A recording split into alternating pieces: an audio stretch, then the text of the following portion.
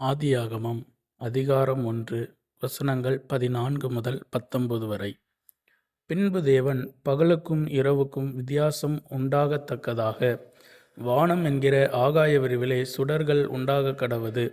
அவைகள் அடையாளங்களுக்காகவும் காலங்களையும் நாட்களையும் வருஷங்களையும் குறிக்கிறதற்காகவும் இருக்க கடவது என்றார். அவைகள் பூமியின் மேல் பிரகாசிக்கும்படிக்கு வானம் என்கிற ஆகாய விரிவிலே சுடர்களாயிருக்க கடவது என்றார். அது அப்படியே ஆயிற்று. தேவன் பகலை ஆள பெரிய சுடரும் இரவை ஆள சிறிய சுடரும் ஆகிய 2 மகத்தான சுடர்களையும் நட்சத்திரங்களையும் உண்டாக்கினார்.